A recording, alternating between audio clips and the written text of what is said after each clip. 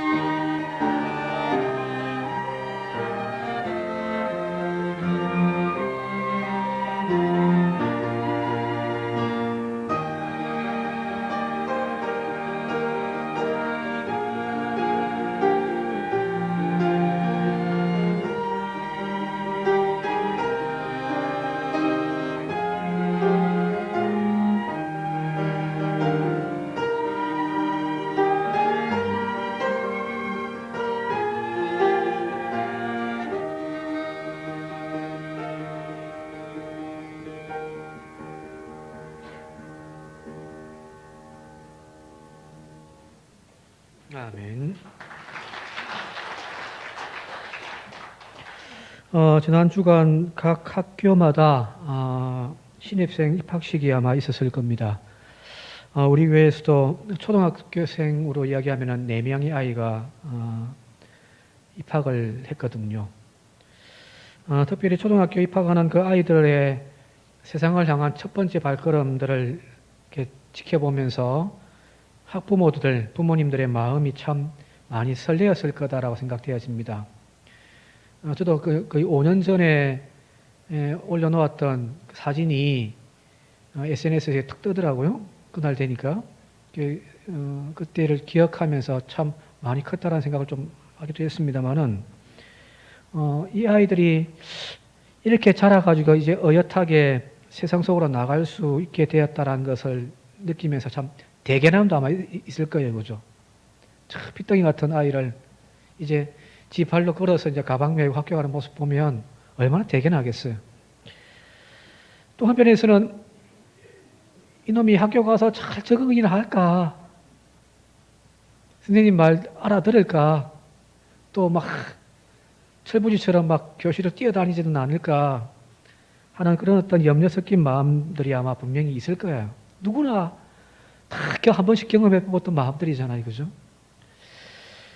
내 품에서 잘 자라준 것에 대하여 너무너무 감사하고 고맙지만 이제 부모의 품을 떠나서 혼자의 힘으로 자신의 인생길을 이제 걸어가야 되는 이 아이를 바라보면서 한편에서는 또 두려움도 있다라는 이야기예요.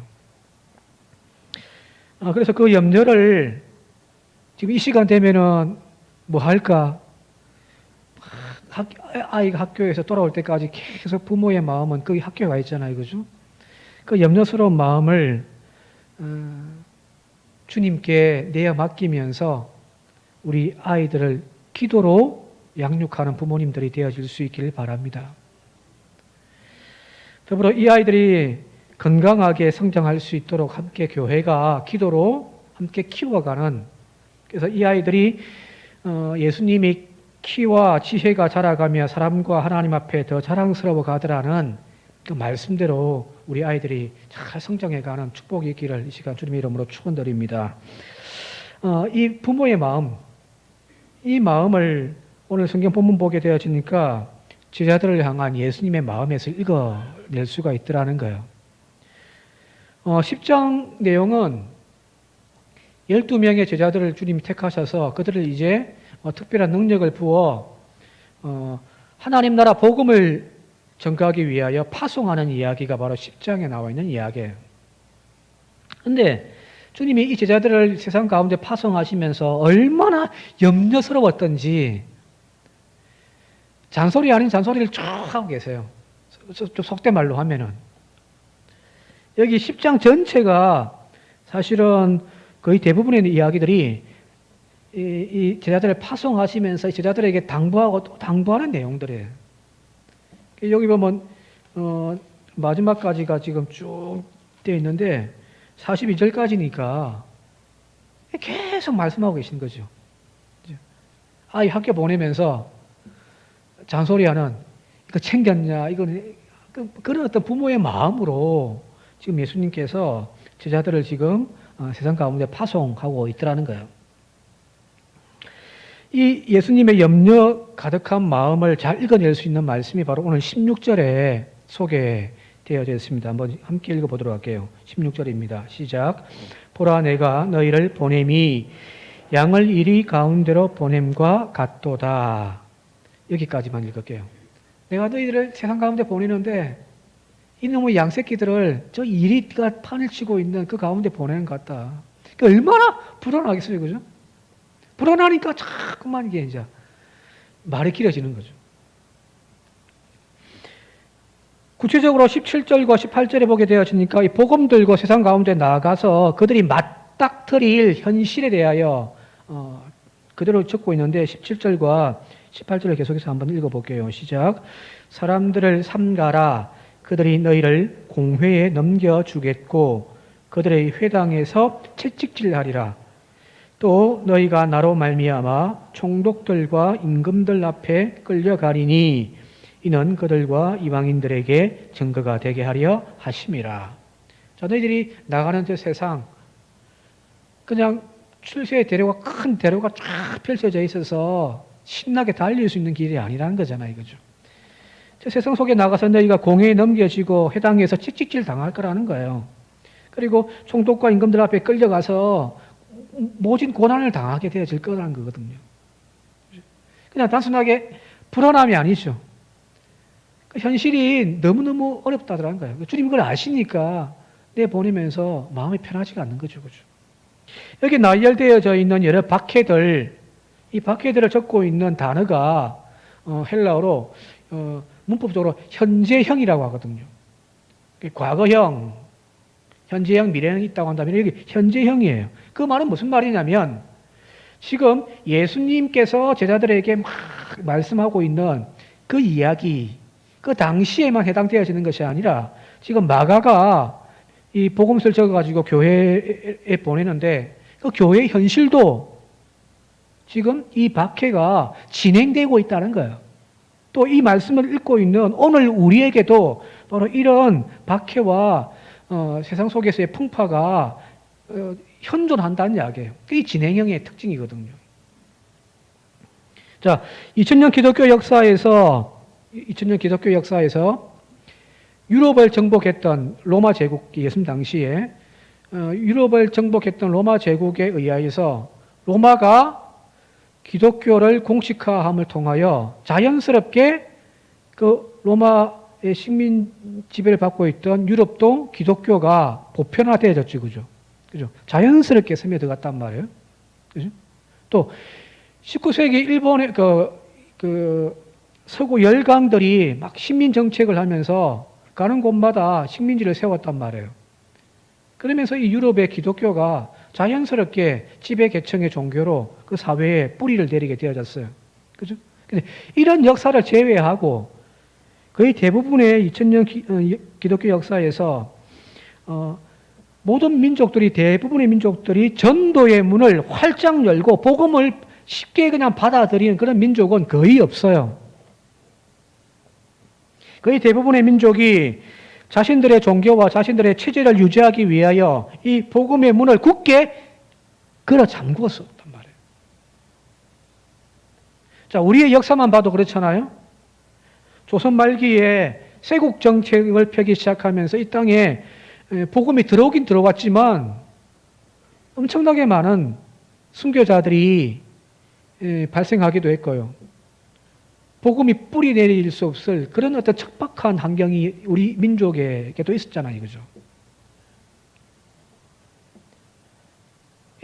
복음은 박해와 함께 가더라는 거예요. 근데 오늘 여기 주님께서 하신 말씀에 17절과 18절에 너희들이 공회에 넘겨질 거다. 이 공회란 말은 유대인들의 회당에서 만들어지는 건데 유대인들의 법정이에요. 법정. 쉽게 이야기하면은 이 법정은 회당을 유지하기 위한 그 유지들, 각 회당의 한 23명 정도를 구성해가지고 그 지방에 지방 법정을 만드는 거예요. 그래서 이 법정에서 배교 환자가 있다고 한다면은 그에게는 매를 39대를 때리는 거예요. 채찍질이란 말이 그런 말이거든요. 바울 같은 경우도 자신의 사역을 쭉 정리하면서 그런 고백하잖아요. 나는 태형을, 여기 말하는 유대계 회당에서 맞는 태형 39대, 그걸 나는 5번이나 맞았다는 거잖아요. 그죠? 그러면서 계속해서 18절에는 권력자들과 임금들 앞에 또한 끌려갈 거다라고 되어 있단 말이에요. 자, 처음에 박해와 핍박이 유대교 내에서 시작되어졌단 말이에요. 17절은 유대교 내의 이야기죠. 그죠? 근데 18절로 넘어가면서 보게 되어지니까 이 박해가 유대교뿐만 아니라 이방 지역에까지 로마 전역에서 박해가 이루어진단 말이에요. 그게 이제 권력자들과 총독들과 임금들 앞에서라는 말이거든요. 자, 복음이 들어가는 곳마다 박해가 있다는 거예요. 그런데 이 이야기를 조금 뒤집어서 역으로 생각해 보면은 유대인들의 어떤 고발, 박해, 그죠? 복음의 씨가 막 그들 가운데 올라올 때에 이걸 싹을 자르기 위하여 밟아 버렸단 말이에요, 그죠? 박해를 통하여. 그런데 그것이 이제 유대교를 넘어서서 이방과 로마 전역에까지 지금 가 있다는 이야기잖아요. 이해되신가요? 유대교에서 싹이 나오는데 이걸 짓누르려고 했는데 이 짓눌려짐이 아니라 오히려 이 복음의 씨앗들이 로마 제국 곳곳에 지금 퍼져 나가더란 거거든요.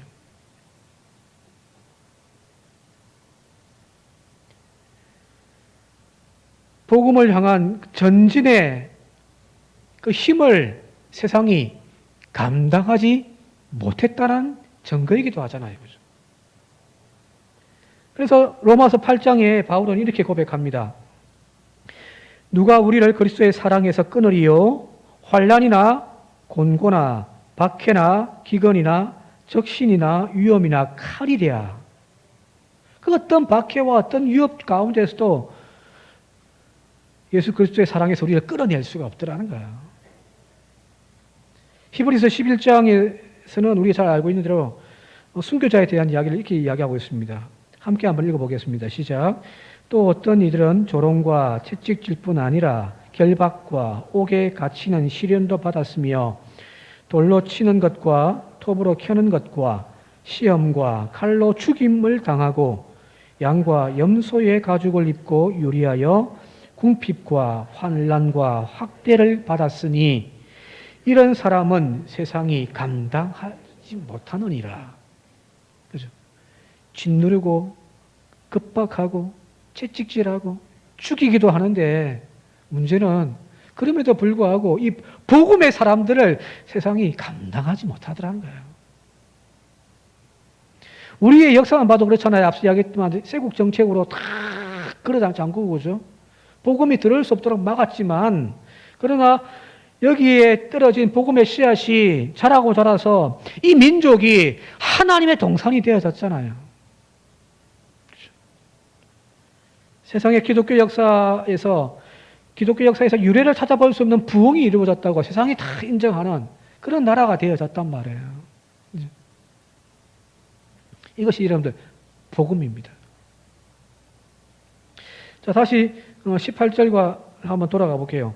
여기 보니까 주님께서 이렇게 말씀하십니다. 이 복음의 그 고난의 본질을 말씀하시는데 18절과 22절을 한번 저기 영상을 보시면서 함께 읽겠습니다. 시작. 또 너희가 나로 말미암아 총독들과 임금들 앞에 끌려 가리니 22절요. 또 너희가 내 이름으로 말미암아 모든 사람에게 미움을 받을 것이나. 여기 18절도 그렇고 22절도 그렇고 같은 말이겠죠. 그죠? 여기 나로 말미암아, 주님으로 말미암아 라고 말씀하고 있단 말이에요. 이 박해의 원인이 우리의 허물과 잘못으로 인하여서 오는 책망이 아니라 주님 때문에 오는 박해인 거죠. 그죠? 22절에 내 이름으로 말미암아라는 말도 똑같은 거죠. 당시에 제자들이 세상 가운데 나가서 증거했던 그것은 바로 예수는 그리스도시요 하나님의 아들이라는 그 고백이었거든요. 다른 거 없어요. 예수가 하나님의 아들이고 예수가 우리의 그리스도이시다, 구원자이시다라는 고백이거든요. 근데 여기 하나님의 아들이라고 하는 이 표현요. 하나님의 아들이시다라고 이 표현은 이 호칭은 그 당시에 오직 로마 황제에게만 붙여질 수 있는 호칭입니다. 아무나에게 신의 아들이다, 하나님의 아들이다 이야기할 수가 없단 말이에요. 오직 한 사람, 로마의 황제는 그 자기 호칭에 신의 아들이라고 하는 이름을 그는 가지고 있단 말이에요. 그런데 여기 갈릴리 나사렛이라고 하는 가난하고 천시받는 그 지역의 출신이었던 예수를 이 호칭을 갖다 붙인 거잖아요. 이거죠. 이게 복음의 내용과 상관없이 이 하나님의 아들로 고백되어지는 이 예수, 이 신앙 고백은 로마 황제에 대한 반역으로 취급되어진 거예요. 왜 초대교회가 로마로부터 엄청난 박해를 받았느냐? 그 이유 중에 몇 가지가 있습니다만은 그 중 하나가 바로 이게 신성모독이라는 거예요. 황자에게 붙여야 할 것을 저 예수에게 붙이고 있으니, 그죠? 그래서 엄청난 많은 박해가 초대교회에 있을 수밖에 없었던 거죠. 내가 예수 믿는다. 그 예수는 하나님의 아들이시다. 그리스도이시다. 라고 하는 이 고백 때문에 박해를 받을 수밖에 없는 거예요. 초대교회 역사에서 우리가 너무 쉽게 오늘도 고백했습니다만 사도신경에 우리는 그냥 편하게 고백하잖아요. 그죠? 그 외아들 우리 주 예수 그리스도를 믿습니다. 그죠? 그 외아들 우리 주 예수 그리스도를 우리는 믿습니다라고 하는 이 신앙 고백이 이 초대교회 당시에서는 단순하게 그냥 신앙 고백의 차원을 넘어서서 사실은 목숨과 바꾸는 자신들의 믿음의 고백인 거예요. 우리는 그냥 아무 생각 없이 예수님은 하나님의 아들이시고 우리의 구원자이십니다. 너무 쉽게 하잖아요, 이거죠. 그런데 이 말 한마디가 이 초대교회 당시에서는 목숨을 걸고 말하는 거란 말이에요. 그래서 사실은 지금 우리의 신앙과 성경에 기록되어져 있는 이 당시의 신앙은 이런 비교할 수가 없는 거죠. 그죠?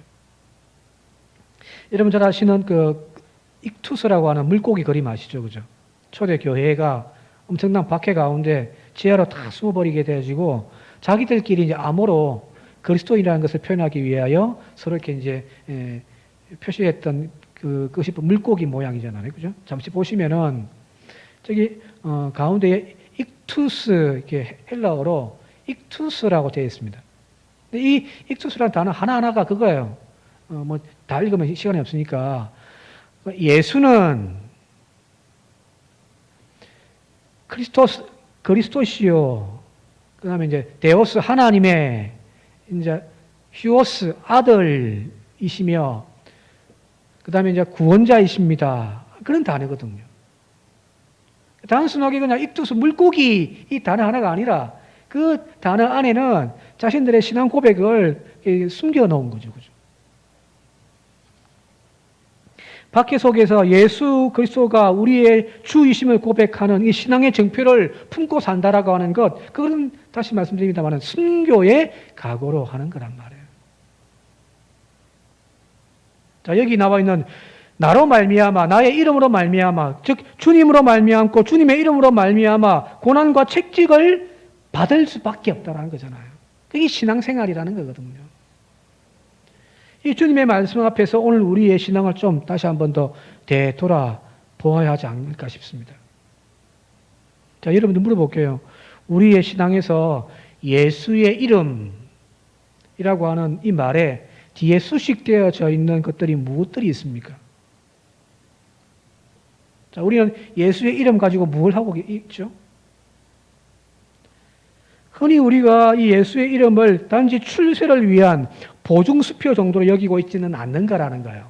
쉽게 말씀드리면 예수로 말미암아 가난에서 벗어나 부유하게 되어지고 예수의 이름으로 말미암아 우리의 질병에서 치유함받고 자유함을 누리게 하고 예수의 이름으로 우리의 자녀들이 세상 가운데서 성공한 인생이 되어지도록 하고 사업이 번창하는 수단, 그게 예수의 이름이라고 우리는 생각하고 있지 않습니까? 또 우리 그렇게 설교하고 그렇게 배웠잖아요. 그죠? 예수 믿으면 복 받는다고 우리 이야기하며 왔단 말이에요. 그렇게 우리가 예수의 이름을 붙잡았던 것은 그 뒤에 축복이라고 하는 그 열매들이 주렁주렁 달려 있어서 우리는 예수의 이름을 귀하게 여겼단 말이에요. 그런데 오늘 여기 보니까 주님의 관점은 달라요. 주님으로 말미암아 예수의 이름으로 말미암아 너희들이 복받고 사업이 형통하고 너희 자식들이 잘 되고 그게 아니라 예수의 이름으로 말미암아 너희가 고난을 받고 박해를 받을 거라는 거거든요. 자, 주님의 관점과 오늘 우리의 신앙의 관점이 너무 다르잖아요. 그죠?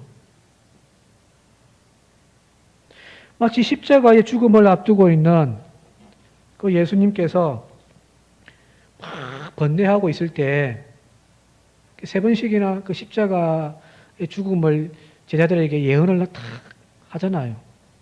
그런 번뇌하고 있는 가운데서도 그 제자들은 서로 자리 다툼하면서 누가 예수님의 오른편과 왼편에 앉을 건가 자리 다툼하면서 막 싸우는 제자들. 주님의 모습과 주님이 지금 바라보고 있는 그 길과 제자들이 바라보고 있는 그 길이 너무 다르더라는 거예요. 오늘 우리도 마찬가지인 거죠. 예수 믿고 그분을 따름으로 인해서 출세를 꿈꾸고 있는 우리가 아니라 주님 말씀하시는 대로 이 복음으로 말미암아 이 예수의 이름으로 말미암아 세상 속에 나가서 오늘 고난을 감당하며 그 십자가를 움켜쥐고 나아갈 수 있는 저와 여러분들이 되어질 수 있길 바랍니다. 이게 사실은 신앙의 핵심인 거죠. 그죠? 그 고난과 아픔을 감수한 자만이 예수를 진정으로 마지막까지 따를 수가 있다는 사실을 여러분들 기억하시기 바랍니다. 믿고 갔는데 축복이라고 생각하고 형통 성공이라고 하고 따라갔는데 웬걸요? 예수님 따라갔더니 그 끝이 뭐예요? 십자가에서 죽어버리네요. 다 도망가 버리죠. 다 도망가리죠. 근데 그 십자가의 자리에 끝까지 있었던 사람들이 있어요. 누군지 아십니까? 여인들이었어요. 왜? 그냥 내 자식이고 내 사랑하는 사람이라서요? 아니에요. 이 여인들은 예수님의 마음을 읽었기 때문이거든요. 우리가 잘 알고 있는 옥합을 깨뜨렸던 여인, 그죠? 그 주님의 심정과 그 나아갈 길을 누구보다도 알고 있었기 때문에 끝까지 그 자리에 있는 거예요. 그죠? 오늘 우리에게 바로 이 복음으로 인하여서 우리가 감내해야 될 고난이 있다는 사실을, 그 십자가가 존재한다는 사실을 잊지 않는 저와 여러분들이 되시기를 바랍니다. 계속해서 18절 다시 한번 읽어보도록 할게요. 18절 시작. 또 너희가 나로 말미암아 총독들과 임금들 앞에 끌려가리니 이는 그들과 이방인들에게 증거가 되게 하려 하심이라. 여기 너희가 세상에 나가는데 세상 가운데 너희들 고난당하고 핍박당하고 심지어는 죽기까지 할 거야. 그런데 그 고난의 목적이 있더라는 거예요. 그냥 받는 고난이 아니에요. 여기 나와 있듯이 이는 그들과 이방인들에게 증거가 되게 하게 하심이라는 거예요.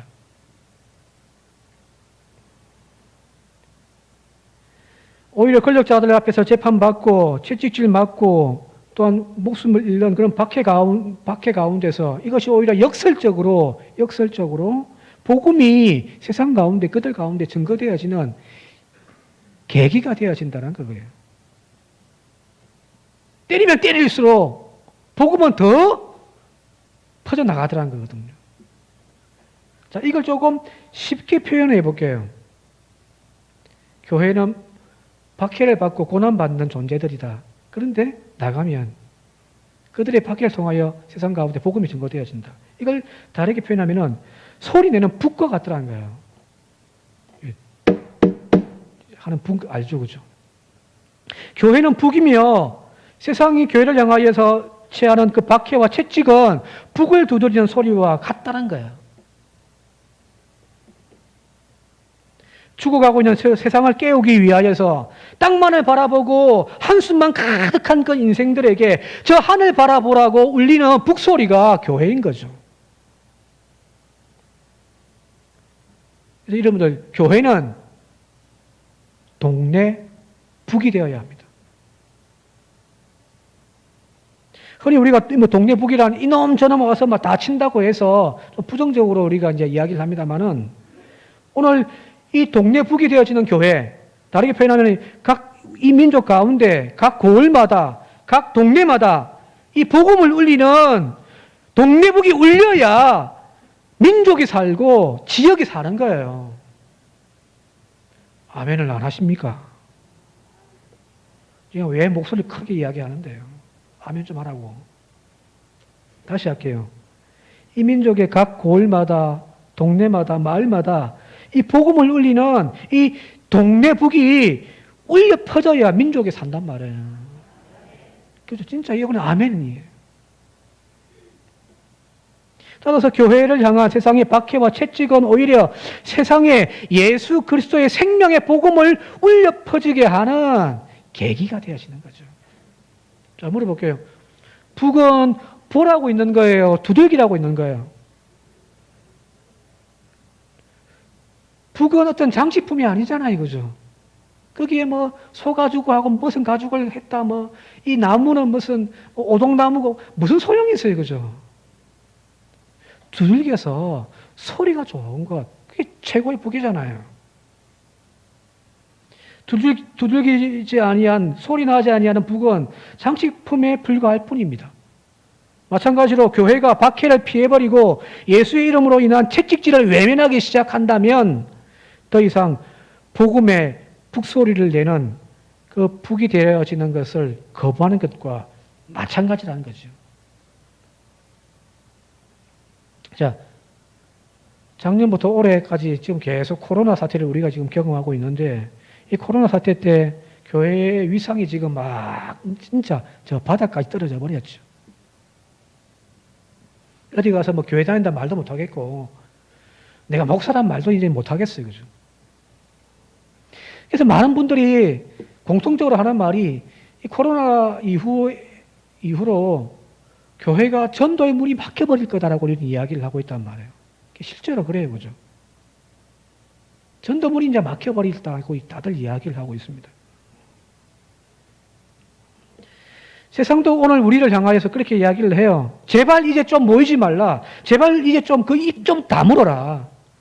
세상이 교회를 향하여 그렇게 이야기를 하고 있단 말이에요. 그러나 여러분들, 복음을 전거하는 우리의 입이 닫아지는 순간부터 복음은 죽는 거예요. 그리고 이 복음이 죽으면 이 민족이 죽는 거란 말이에요.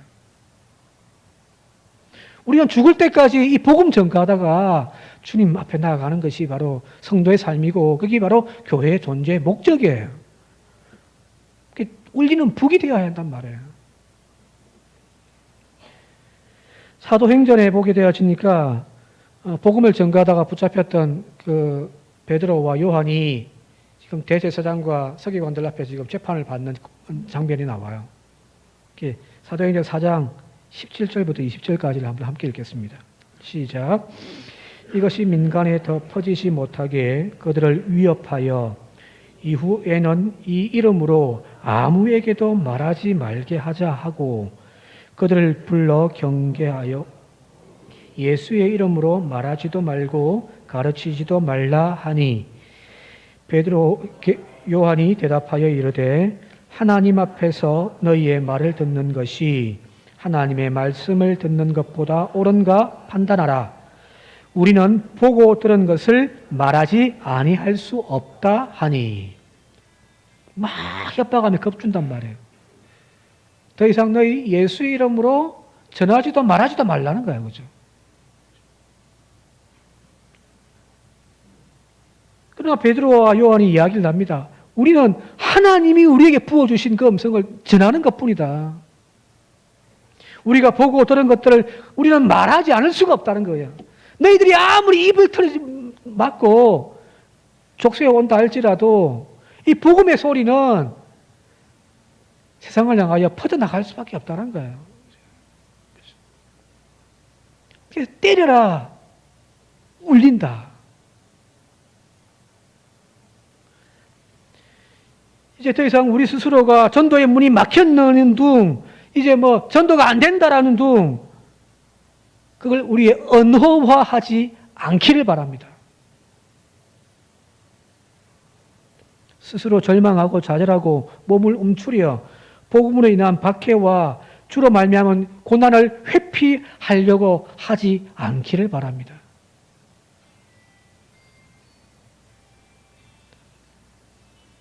교회가 소리 둥둥둥 치면 시끄럽잖아요. 그죠?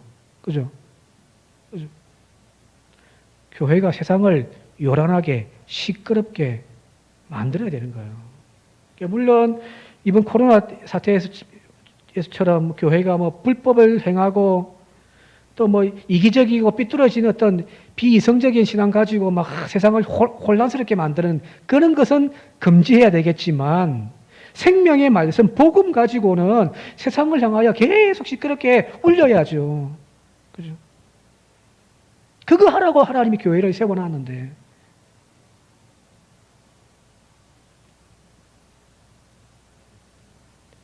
점점 더 진리에서 멀어지고 탐욕과 부패로 썩어져 가고 있는 이 세상 속에서 생명과 화평에 주러 오신 예수 그리스도의 이름으로 세상을 요란스럽게 울리는 복음의 북이 되어지는 산정교회와 저와 여러분들이 되어질 수 있기를 바랍니다. 자, 계속해서 19절, 20절 한번 읽겠습니다. 19절, 20절 시작. 너희를 넘겨줄 때에 어떻게 또는 무엇을 말할까 염려하지 말라. 그때에 너희에게 할 말을 주시리니 말하는 이는 너희가 아니라 너희 속에서 말씀하시는 이 곧 너희 아버지의 성령이시니라. 자, 여기 너희들이 이제 그 앞에 법정 앞에 섰을 때, 권력자들 앞에 섰을 때 뭘 말해야 될까 염려하지 말라. 하나님의 성령께서 너희에게 말씀을 주실 것이다. 물론 이제 어떤 변호의 의미도 있지만 여기서 주님께서 하고 싶었던 말은 바로 이 복음이 증거되어지는 그 과정에 너희의 지식과 너희의 지혜로 하지 말라는 거예요. 복음의 전달자로서 믿음의 성도는 바로 그리스도인의 편지고 그리스도인의 향기죠. 그죠? 고린도전서에 나와 있듯이. 그죠? 여러분들은 그리스도의 편지입니다. 그리스도의 향기란 말이에요. 여러분들을 통하여 우리가 세상 가운데 그리스도를 나타내 보여준단 말이에요. 그죠? 자, 이를 위해서 우리가 지금 더욱더 거룩해져 가야 하고 우리는 더욱더 선한 능력을 키워나가야 되는 거예요. 그죠? 세상 가운데 가가지고 똥냄새나 오물 냄새를 퍼뜨리는 것이 아니라 생명의 냄새를, 예수 그리스도의 냄새를 발해야 사람들이 그 향기에 취하여 주님에게로 올 거 아니에요. 그죠? 자, 그러면 이 능력을 우리가 어떻게 만들어낼 수 있냔 말이에요. 우리의 인격을 잘 수련하고 마음 수련 잘 하면은 그런 능력이 우리들 가운데 이루어질까요? 아니란 말이에요. 바로 하나님의 거룩한 영, 성령이셔야 합니다. 이 성령께서 오늘 우리를 거룩하게 만들고 우리에게 선한 능력을 입혀주시는 거거든요. 그때 세상 가운데 나가서 복음의 북을 울리며 살 수가 있더라는 거예요. 내 생각과 내 주장 가지고 세상 가운데 나가는 것이 아닙니다. 나의 선한 인격 가지고 나가서도 안 되는 거예요. 우리의 생각과 우리의 주장 그리고 우리의 인격까지도 이 거룩한 영의 다스림을 통하여 다듬어진 채 나갈 때 여러분들 그 울리는 소리가 깊이가 있는 거죠. 그죠? 가끔 여기 강단 올라오기 전에 저 엎드려서 기도할 때마다 그런 기도 많이 하거든요. 하나님 여기 서서 울리는 깽가리 소리가 되지 않게 해주십시오. 깽깽깽깽깽 시끄럽잖아요. 그죠? 근데 북소리 둥둥둥 치면은 막 심장이 울리잖아요. 그죠? 오늘 우리의 복음 전가하고 세상 가운데 나가서 사는 모습이 소란한 요란한 깽가리의 소리가 아니라 그 심령을 울리는 북소리가 되어지기 위하여 먼저 성령으로 붙들림 바 되어지는 저와 여러분들이 되시기를 바랍니다. 이제 말씀 정리해 마치도록 할게요. 다시 처음으로 이제 돌아가 볼게요. 16절에 아까 읽었습니다만은 보라 내가 너희를 보냄이 양을 이리 가운데 보냄과 같도다. 이 주님의 마음을 좀 이해하고 오늘 마쳤으면 좋겠습니다. 철없고 능력 없고 아무것도 볼품 없는 그 제자들을 그냥 세상 가운데 그냥 이리 가운데로 밀어 넣으니까 불안한 측은지심에 주님의 마음으로 우리가 읽을 수도 있지만 제가 보니까 가만히 묵상하며 읽다 보니까 여기에 주님께서 제자들에게 미안해하는 마음이 있어요. 예? 이해되신가요? 왜 주님이 제자들을 향하여 미안해할까요? 나가서 세상을 한번 엎어놓고 한번 뭐 성공을 위한 목적으로 팍 나가 보낸다면 모르겠는데 그게 아니라 나가면 고생인데 이 제자들 복음을 위하여 내보내고 있는 주님의 마음이 어떨까요? 미안하죠. 마치 늙은 노모가 더 이상 힘도 없는 노모가 가정 생계를 위하여 이 큰아들 놈이 비 내리고 바람 부는 날에도 고기 잡으러 배 타러 나가는 그 아들 떠나보내는 마음. 조심해라. 미안하다. 자, 주님이 오늘 우리를 향하여 이런 마음 가지고 있다면 우리도 주님 향하여 이런 마음이 생겨야 되지 않겠습니까? 왜요? 주님은 우리의 허물과 죄로 인하여 이 고통을 외면하지 아니하시고 십자가를 지셨잖아요. 나 때문에. 그러면 우리는 주님의 십자가를 바라볼 때마다 미안해야죠. 이사야서 53장 5절과 6절 말씀 읽고 마치도록 하겠습니다. 함께 읽겠습니다. 시작. 그가 찔림은 우리의 허물 때문이요 그가 상함은 우리의 죄악 때문이라. 그가 징계를 받음으로 우리는 평화를 누리고 그가 채찍에 맞음으로 우리는 나음을 받았도다. 우리는 다 양 같아서 그릇 행하여 각기 제 길로 갔거늘 여호와께서는 우리 모두의 죄악을 그에게 담당시켰도다. 이번 한 주간 십자가 바라보며 우리도 주님에게 미안합니다 하는 마음으로 살아갈 수 있기를 주님의 이름으로 축원드립니다. 함께 기도드리겠습니다. 고마우신 아버지 하나님,